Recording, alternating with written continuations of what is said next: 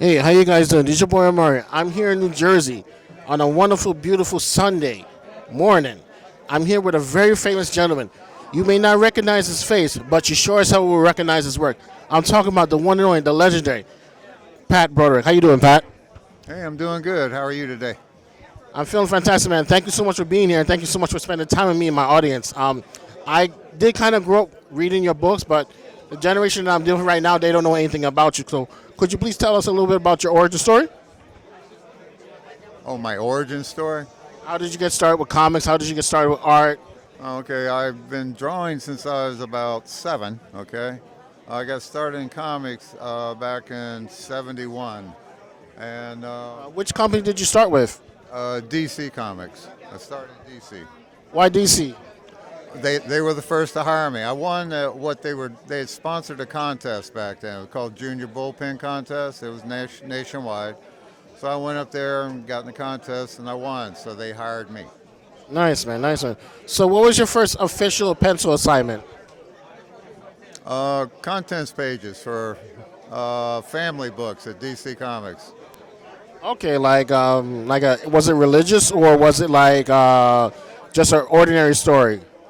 It depends. It would be contents pages for family books. So generally, they consisted of a spot illustration, an area for the pages to flip to. These were the big dollar books back then. Okay, okay.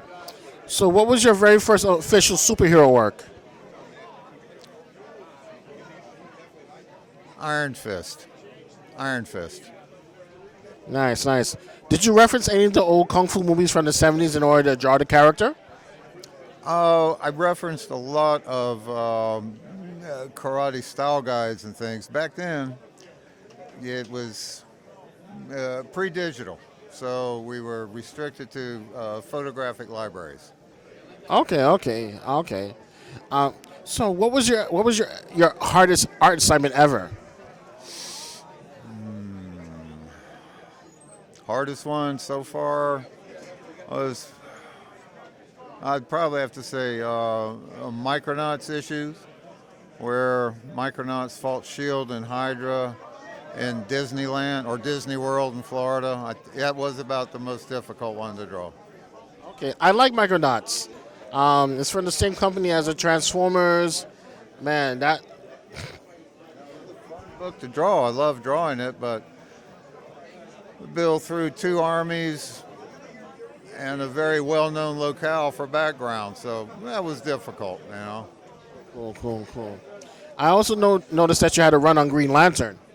Oh yeah, when they relaunched the title, I had, I guess, the first 10 issues of it, and then off and on they rotated the art teams. I was on there for about 2.5 years. Yeah, yeah, because I remember when you were drawing it. This is when Hal Jordan had the brown and gray hair. Yeah, I tried to make him more contemporary to his actual age in the story.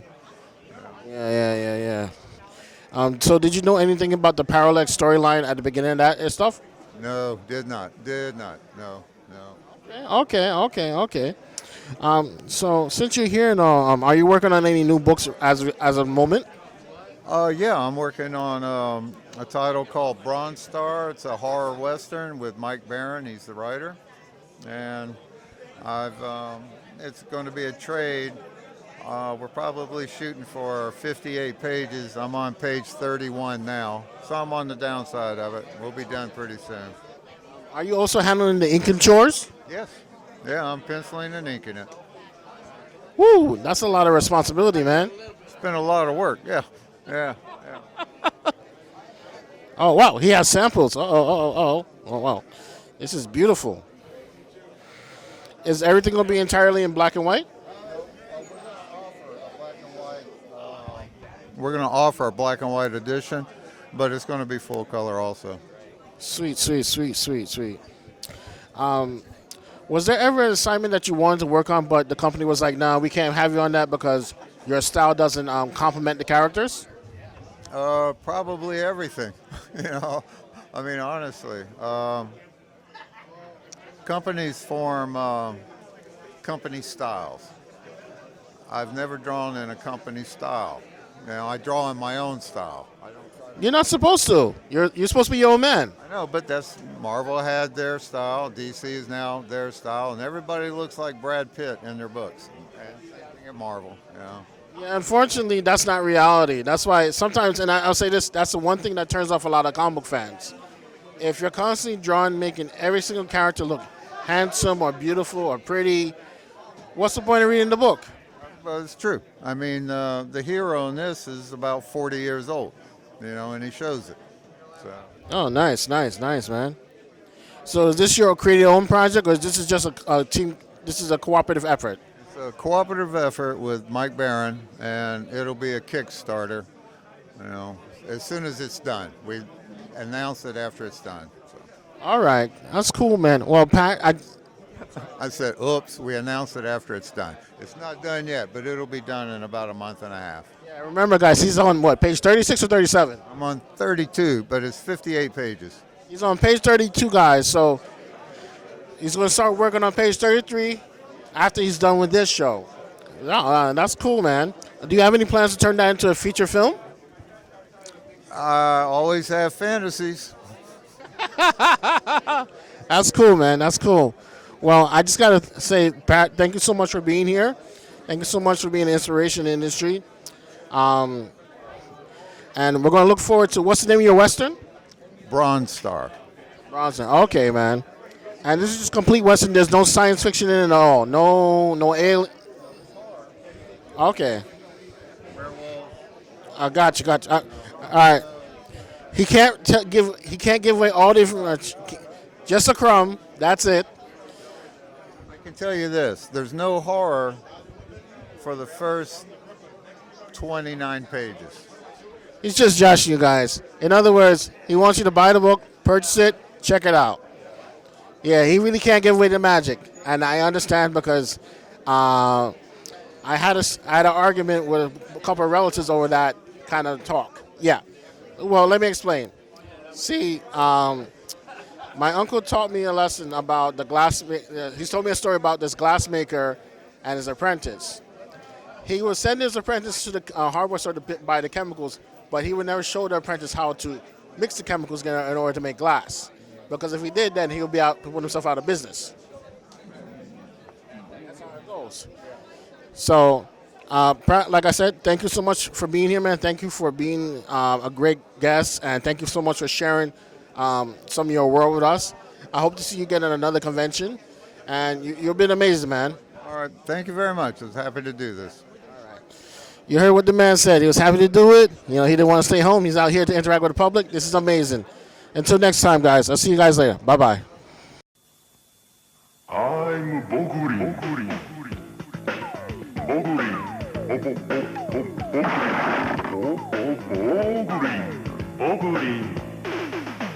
そしてゾンビーズ I'm here interviewing the world's coolest grandfather.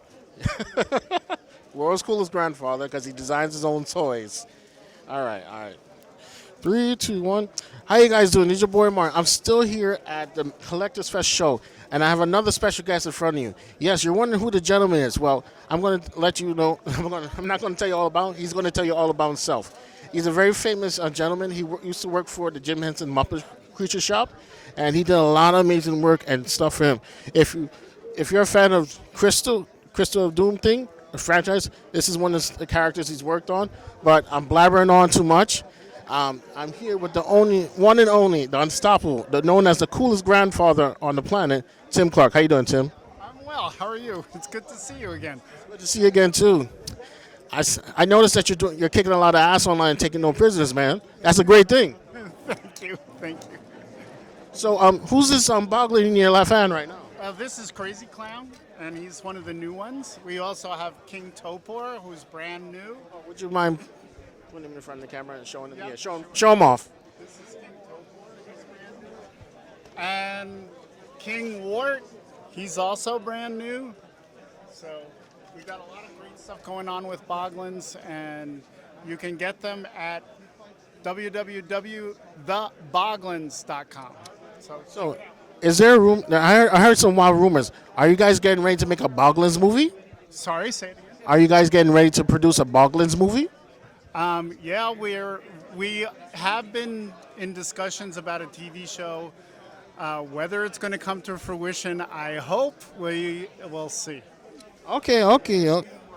So we'll see. Worked on. This is in the works. That's good. That's good. I'm so glad I came over here because hearing that brand piece of new news, that's amazing, man. Really amazing. Yeah, a lot of great things have been happening with Boglins, and also soon we'll be launching with Jack Dyer's company board game, a Boglins board game. And also Dynamite is going to be doing Boglin trading cards. So there's a lot of nice, great things coming out this year. Are you going to make a Boglin radio control toy too? That is not in the works at this moment, but who knows, maybe someday. All right. So it's safe to say Boglins is still international, correct? Yeah, it's selling all over Europe, the UK, in Australia, and in Japan. United States and Canada. Are you also going to make a Boglins comic book? Boglins children's coloring book. Right now I'm posting episodes each week, every Friday on my Instagram page, Tim Clarke Toys. And so everybody can follow along with the storyline of Boglins. Nice, man. Besides Boglins, what's going on with the Sectars? Because we haven't heard much about them yet. Yeah, well, Sectars, we're still hoping to finalize a deal with a production house to do a TV series of Sectors, and I'm hoping that's going to come to fruition soon, like by the end of March. So if that does happen, are you going to try to update them to the world we're living, or are you going to try to use the original storyline that you always... We have a whole new edition taking Sectors farther into the future. Maureen Trotto, who I worked on Sectors with, is just completing the storyline. So, yeah, and it's really timely, and I think everybody's going to really enjoy it. Plus, we've finally gotten some of the female characters that we wanted in the original series that are going to be joining the ranks. Yeah, a lot of good stuff. It's safe to also say there's going to be a Sectars comic book in the works as well, correct? We hope that there will be new Sectors comic books. Right now, we're pushing for the new toy line and the TV series. Okay. And if there is a TV series, is it going to be 2D animation or 3D animation?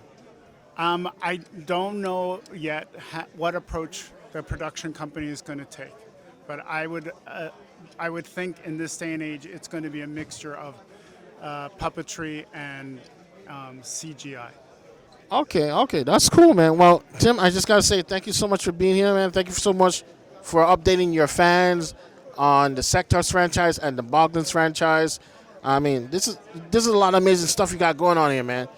Also, thank you so much. I'm always busy. Oh, we all know that.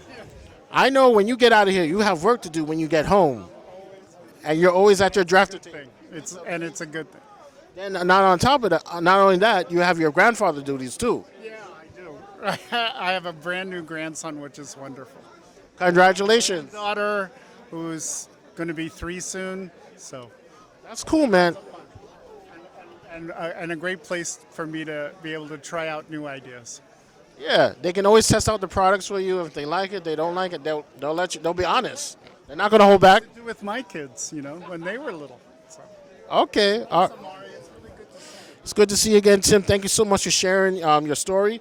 Also, remember, guys, follow him on Instagram, Tim Clarke Toys, where he's the master of the Boglins. He's working on the Sectars, and also he's known as the world's coolest granddad. Welcome, man. All right, guys, that's a wrap.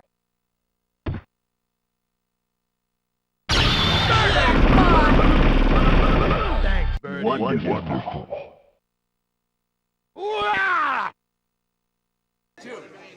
That's right.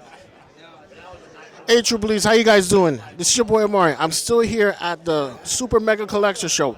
Yes, there is a special guest sitting in front of me. Well, I'm going to tell you all about him. Well, not really. He's going to tell you all about himself. He's the one and only Tyler Main. He's one of the baddest motherfuckers in the business. So, Tyler, thank you so much for being here. Hey, man, thanks for having me. How you guys doing? Hey. Yeah, I was working. I want to know, how did you get started in the entertainment business?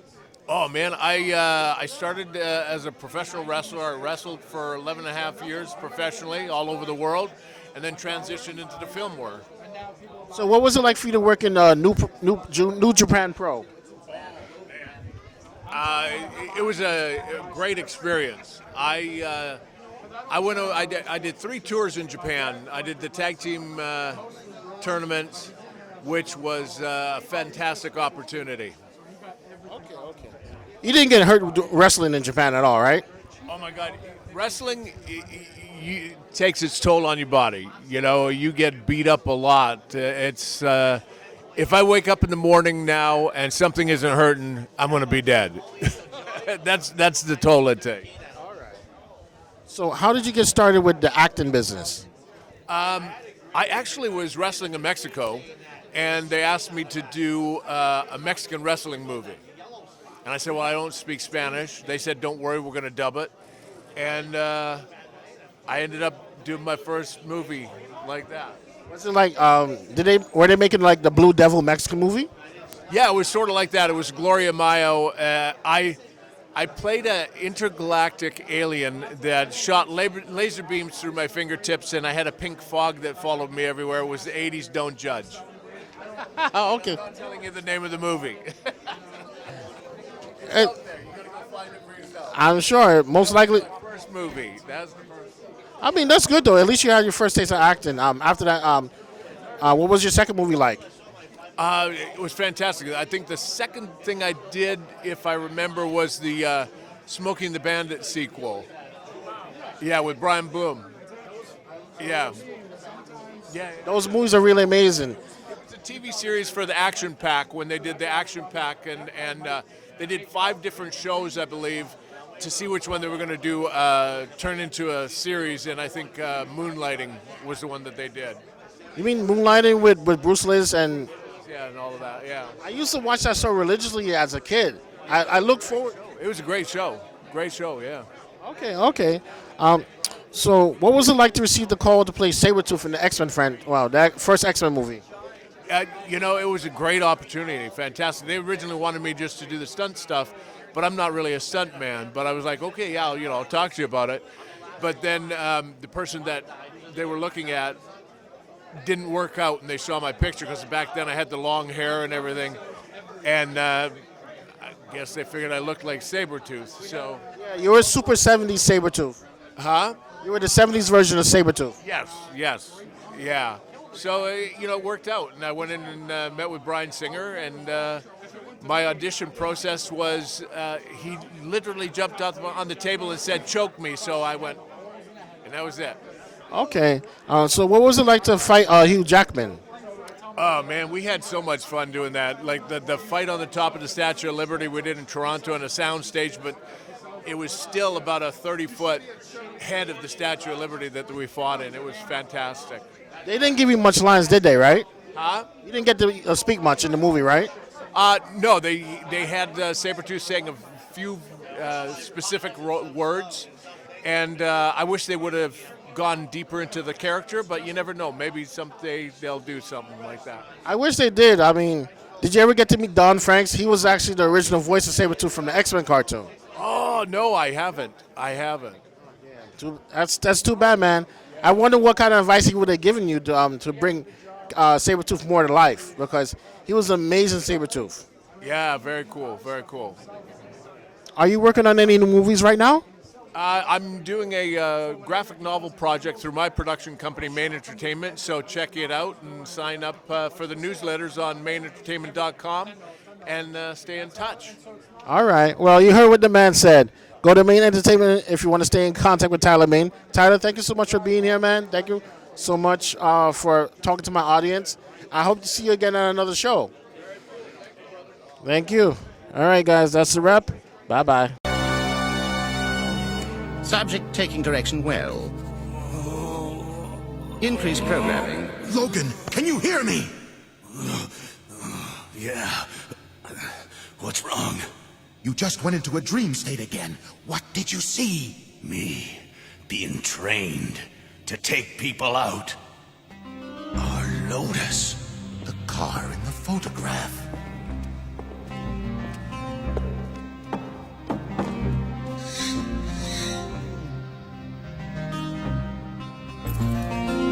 Silver Fox.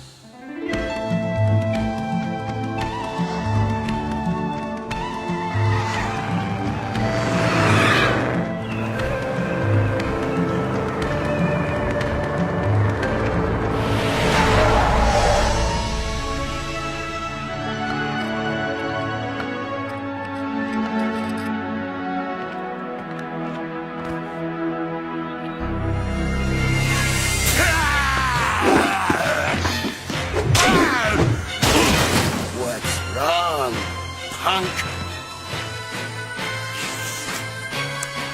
Can't take care of you, will you? 3, 2, 1. This is your boy Maury. I'm here at the Collectors Fest 2022 in New Jersey at the Wayne PLA Center. You're wondering who's the gentleman that's standing in front of my camera? Well, I'm going to tell you, he's one of the most resilient men in animation. He's been through hell and back, and he's always going to keep on kicking ass. I'm talking about the one and only Vic Mignogna. How you doing? I'm doing good. How are you, man? What a great day here. Oh, man, I'm awesome. I'm so happy to finally meet you in person. It is my pleasure. My pleasure. Always great to meet fans. Always great to be out. And it's always great to hear your iconic voice. Some of my families might not know who you are because some of them are a little bit older. Please tell me a little bit about your journey into voice acting. How did you start? Well, a little over 20 years ago, I was living in Houston, Texas, and I was encouraged by a friend of mine to audition for this little studio that dubbed anime. And I didn't really know anything about it. I just thought, hey, I love acting. I'd give it a try. So I did, and I played Vega in Street Fighter 2. You mean the very first Street Fighter animated 2 movie? I don't even know if it was the first. I know it was Street Fighter 2, so there must have been a 1 before it. But I just did that, and I thought, well, that was fun. But then they asked me to do another one, and it just kind of grew from there. Did they actually use a accent from Europe, accent from Spain? Not that I'm aware of. Our dub was done in Houston. Okay. So Vega was your very first character. That's cool. I didn't know that. Yes. Oh, man. So what was one of the most difficult auditions you ever had to encounter? Auditions are one of the most difficult roles. Well, auditions are not typically that hard. It's once you get into the show and you're playing a character for a long period of time. Like, for instance, I'll give you a perfect example. If you were auditioning for a character that screams all the time, you could scream for 30 seconds for an audition. That's no big deal. But what if you get cast and then you have to scream as that character 3 times a week for 2 years? You know what I mean? So actually playing a character that has a lot of physically challenging voice work is a lot harder than just auditioning.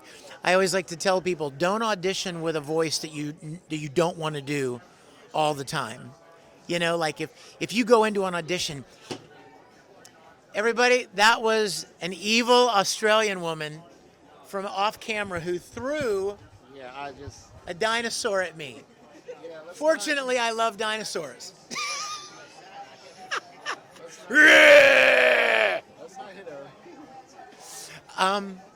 I always tell fans, like, if you go into an audition, like, and you're supposed to play, like, you're auditioning for, like, some goblin or something, right? And you want to go in there and do something like this. Okay, that sounds fine.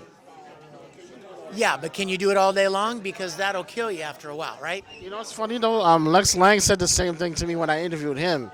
Yeah, he was in this. He told me he had one horrendous studio session where he had to use his vocal cords to the point of no return, and then when he was done, he was talking like he was an old man. Yeah. I do a lot of singing. I do a lot of music work professionally, and I've lost a lot of my singing voice because of all the screaming and yelling over the years.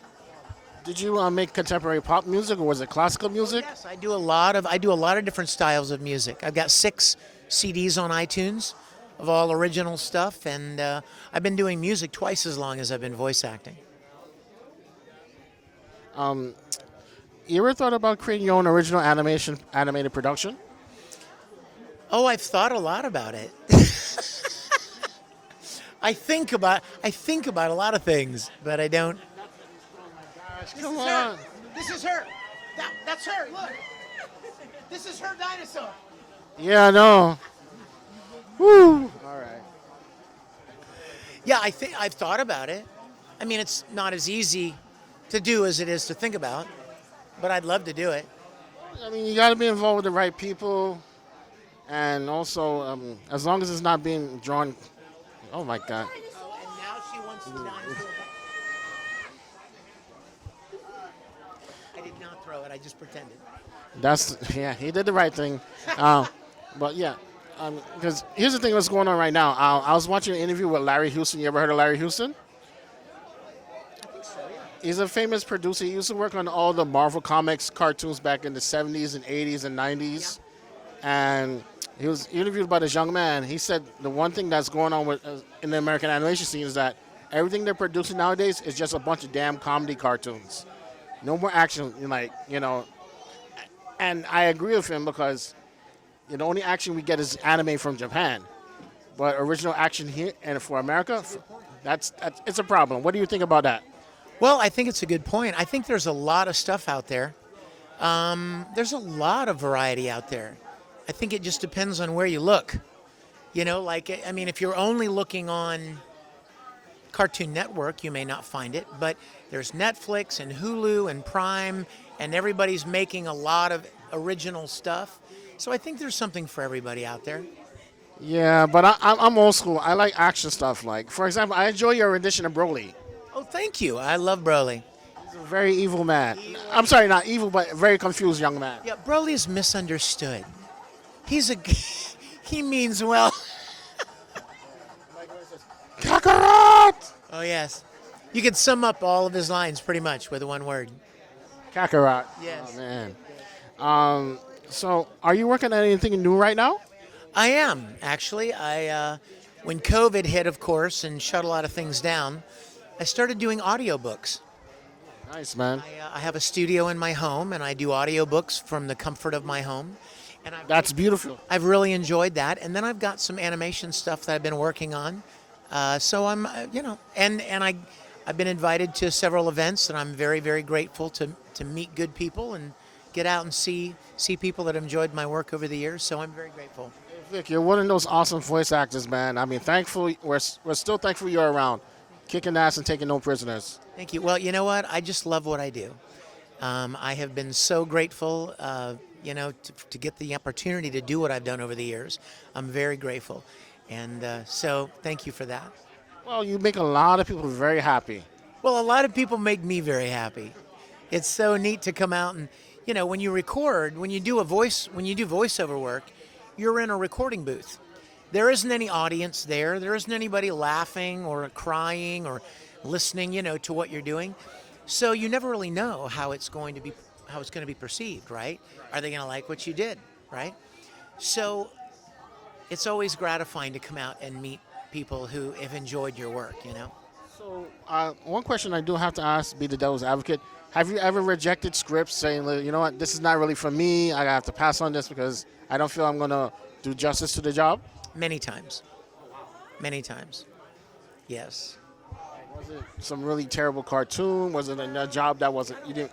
I'd rather not get into the specifics, but let's just say this.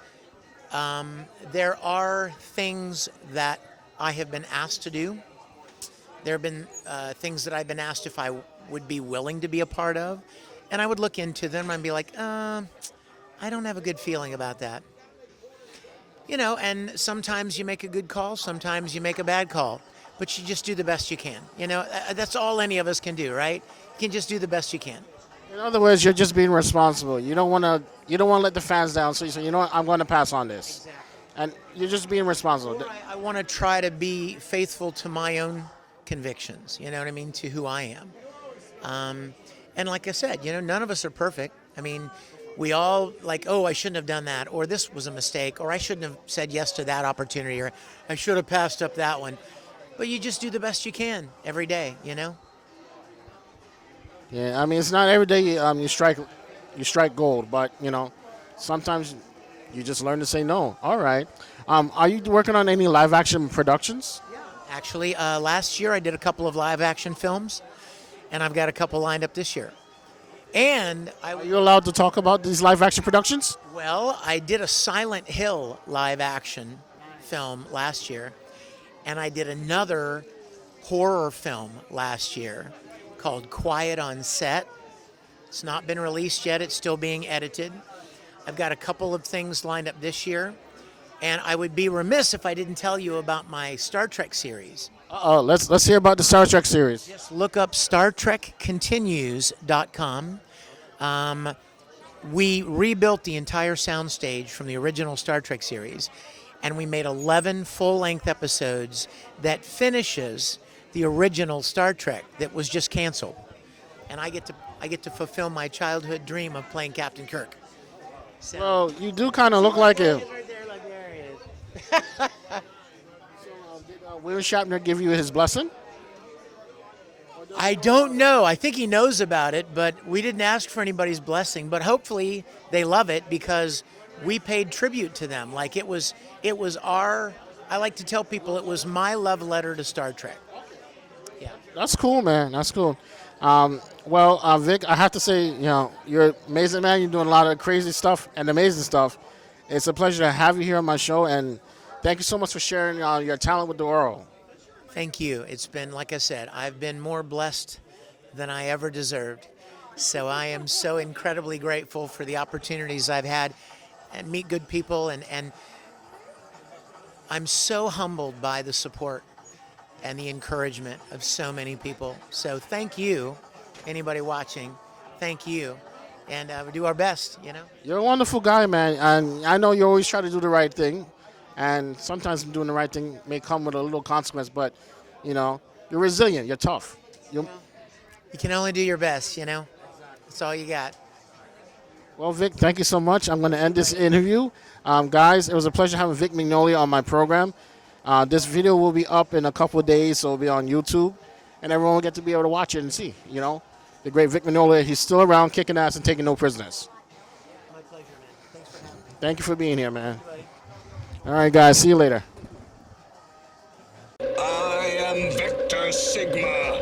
Before Cybertron was, I was. Who reactivates me? I. Hey, how you guys doing? This is your boy Mark. I'm here with one of the most elusive guests in all of con history, and unfortunately, it's true. The reason why he's very elusive is because he's a very popular man, and I'm going to tell you why. He's also known as AKA Vector Sigma. Before Cybertron was, he was there. I'm talking about the one and only Bob Budiansky. How you doing, Bob? I'm doing great. Happy to be here. Dude, thank you for being here. You just made fulfill one of my greatest wishes. I'm cheesing. I can't put it on camera, but I'm cheesing. I just want to say, how did you get started with the art and the comic book business? Okay, so I was in college. A friend of mine graduated before I did. He got a job at Marvel. He left it after a year. He knew of my interest in drawing, but I was already drawing for the college newspaper. And he said, do you want to interview for my job? His job was as an editorial assistant for the Marvel British department, which was a very low-level, bottom-of-the-ladder type of entry-level job. And I said, sure, I'll take it. So I interviewed for it, got the job, and that led to me becoming an artist and a writer and all the other things I did for Marvel. Okay. So what was your very first art assignment? That's hard to say because I worked for the Marvel British department, so among the things that we did, we had to create a lot of new splash pages and covers. We reprinted American comics for the British market. The British market was a weekly market, not a monthly market. So as a result, without getting into like all the details, we would chop American comic books in half. So the second half would need a new splash page. A lot of up-and-coming artists started out doing these new splash pages for the British comics. Yeah, I know, Brian Hitch. All right. So now, guys, I'm going to get to the good part where, like I said, I called him Vector Sigma is for a reason. He's responsible for giving life and personality to all the Transformers that you see in the comics, the movies, the manga. He's responsible for that. So let's get his take on that. What was it like to work on the Transformers franchise for you? It was great. I really enjoyed it. I worked with a lot of people at Hasbro. They were always wonderful to work with. They liked what I did for them. I did a lot for them. Yeah, but I mean, before I get into me, so Hasbro came to Marvel, made a deal with Marvel to develop this new toy line into a story and characters. The storyline was originally developed by Jim Shooter, who was editor-in-chief at the time. I was on staff as an editor, and Jim eventually came to me to help develop the characters. So ultimately, I wound up developing 24 of the original 26 characters over a long weekend right before Thanksgiving 1983. Because he needed it like that Monday to send to Hasbro. So he came to me like on Wednesday or Thursday of that week prior to Thanksgiving '83. Said, Bob, can you do this? I said, sure, I'll do it. So over the weekend, I came up with the other 24 names, all of their character profiles, submitted it. Jim liked it. Jim passed it on to Hasbro. Hasbro liked it. And from then on, I was like connected to the franchise. And I was initially the editor of the 4-issue limited series. Okay, and then after issue 5, from issue 5 to about issue 55, I was the writer. And from November '83 till the spring of 1989, I developed most of the characters that Hasbro kept introducing as new toys. So ultimately, I created about 250 names and more than 250 character profiles that wound up on the backs of the boxes for the toys. Yeah, I actually met some of the artists that worked on the official toy art of the boxes. Very nice guys. I forgot their names at the moment right now because it's been such a long time. Anyway, one of my pet fan questions: who drew the first cover of the Transformers page? Okay, so this cover, this beautiful cover was drawn by Bill Sienkiewicz. Bill Sienkiewicz? Bill Sienkiewicz. I can't pronounce that. All right, Sienkiewicz. All right. Trust me, his name is pronounced Sienkiewicz. He has a lot of different pronunciations. I know that. That's the thing with him. Anyway, he drew this cover. This is the first issue I edited. Oh, nice. Well, like he's the guy that worked on the Elektra and Daredevil stuff too, right? Oh yes, he's worked on any number of. You name the character at Marvel, he's worked on it probably. So did any of the guys from Takara, the parent company of Transformers, did they like send you any thank you notes or say, hey man, you did a great job for us? No. Basically, my connection was with Hasbro. Hasbro was connected to Takara and all the toy designers. I never really interacted with those people. So if I needed reference materials, I got it from Hasbro, not from the Japanese company. Okay. And did you? Well, you didn't get to meet any of the Japanese designers, but at least did you get to? Really? Yeah. In 2010, Hasbro began the Transformers Hall of Fame. It only lasted 2 years, and they had a big inaugural event at a Transformers convention in Orlando, Florida, on the Disney property. And so I was invited. The first 4 people who were inaugurated into Hasbro's Transformers Hall of Fame were the 2 original Japanese toy designers, one of whom attended the ceremony. What's his name? Cullen. I can't think of it. Peter Cullen, who was the voice of Optimus Prime on the show. Yeah, Peter Cullen and me. So we were the 4 there. Well, 3 of us were there, and Peter was there, and I was there, and one of the toy designers was there. So I did meet one of them. Oh, you met the voice actor Peter? Yeah, I met Peter Cullen too. He's actually around your height. Peter Cullen. I was there with at that time, my daughter was 15 years old. So my daughter and my son were with me. My daughter had just gotten her new iPhone. And so I said to her, and I had never met Peter before, but we were sharing the same table. And he had this wonderful voice. So I said to her, would you like me to ask Peter Cullen to do your voicemail message on your iPhone? She said, would you do that? He would do that? I said, sure, I'll ask him. So I asked him. And so her voicemail message, was, hello, I can't imitate Peter Cullen, but hello, you've reached the phone of Emma Budiansky. She's not available right now. This is Optimus Prime. Please leave a message. Roll out. Or something like that. Oh man, that's amazing. Well, but Bob, thank you so much, man, for being here. Thank you so much for giving me some of your time. I hope to meet more guys that work in the Transformers Finance. That is why I called him Vector Sigma. He knows how to give life to everything. I mean, he's amazing. Bob, truly, a.k.a. Vector Sigma, thank you so much, man. Thank you for being here. My pleasure, and thank you for interviewing me. I really enjoyed it. Yep. You fulfilled one of my dying wishes, so I'm good to go now. All right, guys. Transform and roll out. John. Jazz, organize a battle unit. We're going after them. Pow! Trailbreaker! Wheeljack! Ironhide, Mirage, Sunstreaker! Sideswipe! Autobots, start your engines! Ready, Prime. Let's roll.